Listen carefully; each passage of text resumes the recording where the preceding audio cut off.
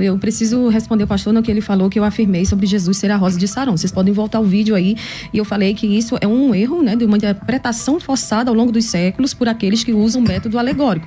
O que eu disse foi o seguinte: a ideia de que Jesus é a rosa de Saron, o lírio dos vales, resulta dessa interpretação forçada alegórica, né? E aí eu até falei que há um analfabetismo teológico, né, por parte dos compositores, porque como é ela que está afirmando, se coubesse uma colocação ali, seria para a igreja. Mas eu continuo afirmando que nós devemos olhar para Cantares de forma literal, até porque a Bíblia evita imagens explicitamente sexuais para desenvolver ou para descrever o relacionamento de Deus com o povo da aliança. E o método alegórico caiu em desuso desde o século XIX. Não é porque por muito tempo uma mentira foi falada que ela se torna verdade. No capítulo 4 do versículo 1 em diante, o esposo descreve o corpo da sua esposa e ali tem conotações sexuais. Do capítulo 10 ao do versículo 10 ao 16, a esposa faz isso. Então isso são coisas inaplicáveis à relação de Deus e Israel, a relação de Cristo e da igreja. Do capítulo 7 ao 8, eles estão de lua de mel, admirando o corpo um do outro. Então, assim, não tem como nós compararmos isso ou trazermos isso à luz da igreja do Senhor, porque tem 3 pontos, pelo menos, aqui a serem observados. O primeiro, ele deve ser entendido literalmente, essa é a minha defesa, como conversas amorosas de um casal. Deve-se levar, claro, em consideração a linguagem poética e figurada. Salmos também é um livro que tem bastante figuras, né? Um livro poético. Então, assim, deve-se fazer esse uso analógico, paralelo, comparativo, né, o amor conjugal, mas a gente não pode também alegorizar a esse ponto de dizer que isso aqui é apenas isso. Como eu falei desde o início do debate, tem várias interpretações para esse livro e cada uma delas traz, de uma certa forma, algo para agregar, né? Então, assim, o que eu quis dizer, pastor Marcelo, no início foi isso, de que essa ideia de que Jesus é a rosa de Saron, ela é equivocada. Pastor Marcelo. Eu continuo preocupado com a sua fala, Ruth. Eu acho que penso aqui até um conselho pastoral para você. Penso que tem um pouco mais de experiência que você. Não seja dogmática numa questão. Você está dizendo aqui que 19 séculos houve mentira. Puxa vida. Então, Martinho Lutero é um mentiroso. A Bíblia diz que o mentiroso não é do reino de Deus. Jerônimo foi um mentiroso. Orígenes... Eu posso completar, né? Se o senhor está dizendo que eles falaram isso eu estou dizendo... O que eu falei foi o seguinte: não é porque uma coisa é falada várias vezes que ela vai ser verdade. Se fosse verdade, continuaria sendo assim. Não, você falou que era uma mentira, né? 19 anos de mentira, tal. Toma cuidado com isso. Você acabou de falar. Depois você vê no vídeo, tá? Uhum. Isso é perigoso. Até porque a gente não tem a questão final. É por isso que nós estamos aqui, né?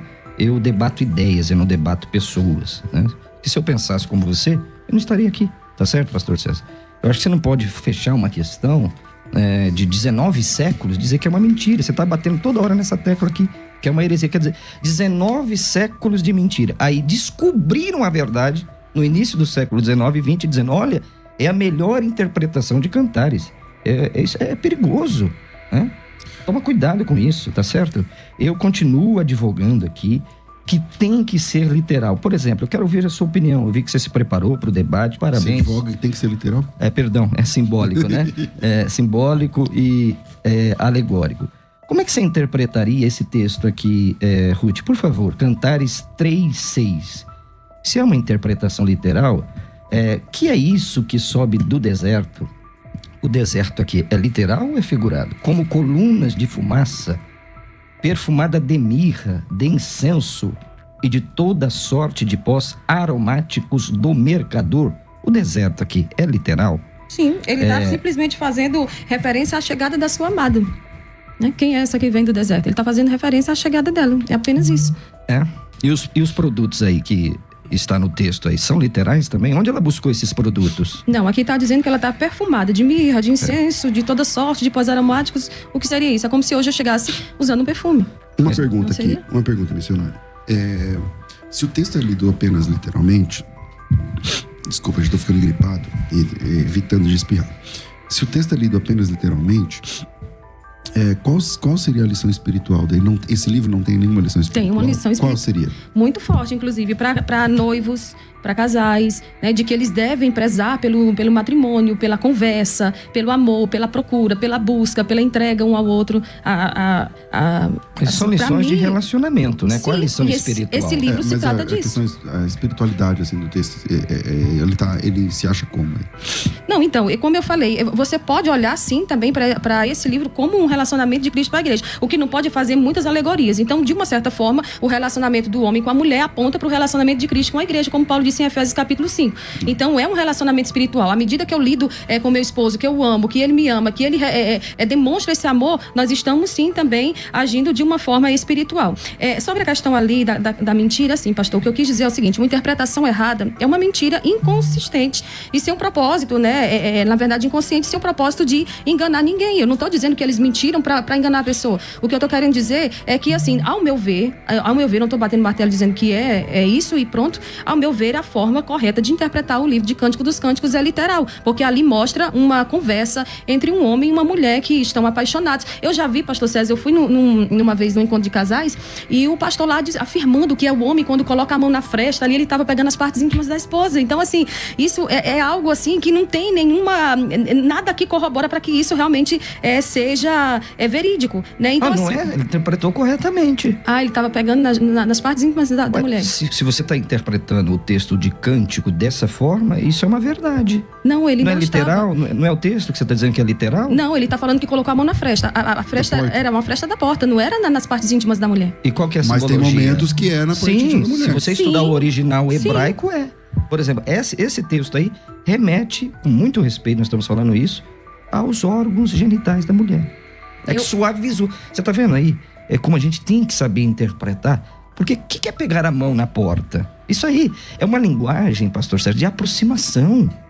Mas eu acho que esse texto, pastor Marcelo, nesse momento, é a porta. Porque eu acho que é o capítulo 5, né, que vocês estão falando, que é... Sim, que ele meteu eu dormia, mas o meu coração velava. Tá. Ouvi a voz do meu amado que estava batendo. Estava batendo. Abre, minha irmã minha, pomba minha, amiga imaculada. minha, imaculada, não sei o que lá. Os meus cabelos estão Sim, aqui já cheios de despia as minhas orvalho. vestes. Como E aí ele fala, o meu amado... meteu a mão pela fresta da porta. E a minha alma estremeceu por amor dele. Eu abri pro meu amado, mas o meu amado já tinha ido embora, tal. Tá. Não é uma questão mais ali literal nesse caso? Então, pode ser, mas é isso que eu estou falando. Se for defender literalmente, é justamente isso. É o conceito de aproximação, né? Mas ele está se aproximando da amada, ele está chegando perto da amada, não é? Eu penso que há muito debate, aquela exiguidade do tempo. Se nós formos interpretar todo o texto de Cantares literalmente, nós vamos ficar assustados. Nós vamos ter que refazer toda essa tradução nossa aqui. Ok, mas aí, em algum dado momento, a missionária disse assim, não, aqui a gente pode ver o relacionamento de Cristo com a igreja. Tá. Então, nesse momento, deixa de ser literal, né? Não, então assim, Pra ver esse relacionamento. porque como a gente olha para todo o Antigo Testamento, buscando a figura de Cristo e buscando trazer para a figura de Cristo com a igreja, né? Então, a gente claro, vai olhar para cá e vai tirar algumas lições, né, do que seria o relacionamento de Cristo com a igreja, né? Um relacionamento em que a igreja, ela ama Cristo, que ela se doa por amor a Cristo, né? Então, assim, Cantares cumpre em Hebreus capítulo 13, versículo 4, quando fala que venerado entre todos seja o matrimônio, leite sem mácula. Então, assim, eu volto a afirmar, de Gênesis a Apocalipse, a gente encontra essa afirmação sobre a questão do relacionamento, da família, do casamento. E Cantares é um livro, assim como Gênesis tratou das origens, assim como Jó tratou a questão do sofrimento, assim como Salmos tratou da questão do louvor e da adoração, assim como Provérbios trata da sabedoria, Eclesiastes trata sobre a vida, os evangelhos tratam sobre Jesus, Atos fala sobre a expansão da igreja, Apocalipse fala sobre o fim, o livro de Cântico dos Cânticos aborda o amor conjugal e o sexo no casamento. Bom, pastor Marcelo. Muito bem, você vê, até ela espiritualizou o texto agora, né? Ela acabou de falar aqui que há nas entrelinhas algo espiritual. Então, Ruth, a gente tem que decidir se nós vamos interpretar de fato literalmente ou se há por trás do texto, vamos usar essa expressão, alguma camada que remete a um ponto lá na frente, não é? Como Paulo disse em Romanos, tudo aquilo que foi dantes escrito, foi escrito, não é? Para a nossa edificação, que pelo consolo das Escrituras, nós sejamos consolados. Então, eu continuo batendo, e esse aqui é um erro, sabe, dos reformados. Na hora que não cabe mais imagem no texto, literalidade no texto, eles espiritualizam o texto. Por exemplo, vou dar um exemplo para corroborar minha tese. Pega Apocalipse capítulo 20. Você pergunta assim, o dragão é literal? É. E os 1000 anos? Não, não é. É um determinado tempo que acontece. Então, nós temos que decidir. Não é? Se é literal, ele tem que ser literal de Cantar, de Shir HaShirim Aleph, até o último capítulo, que é o capítulo 8. Porque se tem uma parte de espiritualidade, se tem uma camada do texto que leva para algo maior, acabou a literalidade do texto, acabou a simbologia do texto. E nós levamos para algo mais profundo, que é isso que os rabinos da história, os grandes exegetas da história entendiam. Bom, vamos de considerações finais. Já? Porque o nosso tempo aqui é curto, meu amigo. Ruth, privilégio de receber mais uma vez. Suas considerações finais, 1 minuto e meio para a sua conclusão. Amém, pastor, obrigada. Os escritos alegóricos, eles usualmente trazem indícios de que são alegoria, pastor. Então, assim, ali em Cântico dos Cânticos, os lugares são reais, as pessoas são reais. E a gente vê esse caráter, né, tipológico, ilustrativo aqui em Oséias, né, na relação da prostituta ali, do profeta com a prostituta, de Deus com Israel. E é diferente no caso de Cântico dos Cantos. Eu quero agradecer, pastor, mais uma vez pela oportunidade de estar aqui, em parceria com a Pencal e a Família Cristã. Eu estou lançando meu primeiro livro. Parabéns. Parabéns. A Mulher e a Teologia, né, falando sobre a pregação. E também esse livro aborda a questão da teologia sistemática, né, de uma forma que você, mulher, vai entender.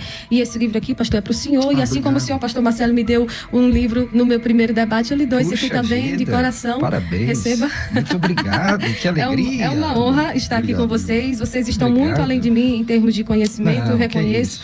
Mas eu estou buscando aprender e eu creio que um dia vamos melhorar. Parabéns pelo livro, querida. Obrigada, pastor. Muito bom, muito bonito. Pastor Marcelo, suas considerações finais. Olha, parabenizar a Ruth, ela foi muito bem no debate, Deus te abençoe, parabéns pelo livro, né? Um provérbio chinês diz assim, que o homem, e aqui também a mulher, só é completo quando se planta uma árvore, se tem um filho e se escreve um livro, né? Então, parabéns, que Deus Obrigada, abençoe. pastor. Bom, eu quero deixar para vocês aí, como eu já expliquei, que esse livro foi interpretado 19 séculos de uma forma alegórica, simbólica. Os judeus, embora eles não reconheçam Jesus na sua grande maioria, eles conhecem como ninguém no Antigo Testamento, e eles interpretavam assim, a ponto de Rabi Akiva dizer que o Shir Hashirim era o Kodesh Bikadoshim do povo judeu, era o santo dos santos, não é? Do povo judeu, levando aí até cantar. Pessoal, eles cantam esse livro na Páscoa.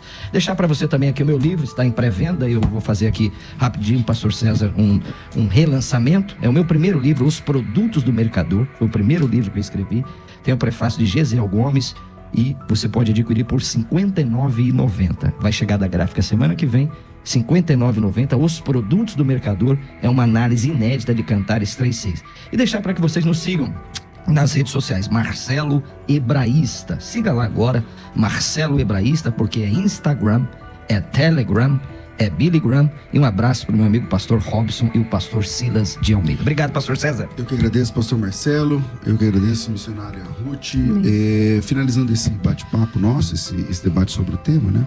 Eu chamo a atenção aos irmãos de que o livro de Cantares é um livro sagrado, é um livro inspirado pelo Espírito Santo, faz parte, né, do cânon judaico, faz parte do cânon cristão, faz parte do cânon da Igreja Ortodoxa, faz parte, enfim, da história da Igreja. O livro de Cantares de Salomão sempre foi um livro sagrado, embora seja um dos livros debatidos entre fazer ou não parte do cânon, juntamente com o livro de Esther, mas é um livro sagrado.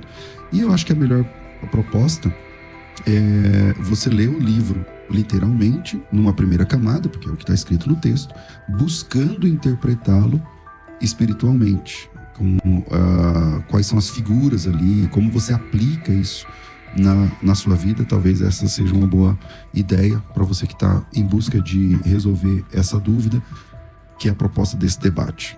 Eu fico por aqui, mas amanhã a gente volta com o programa de debates.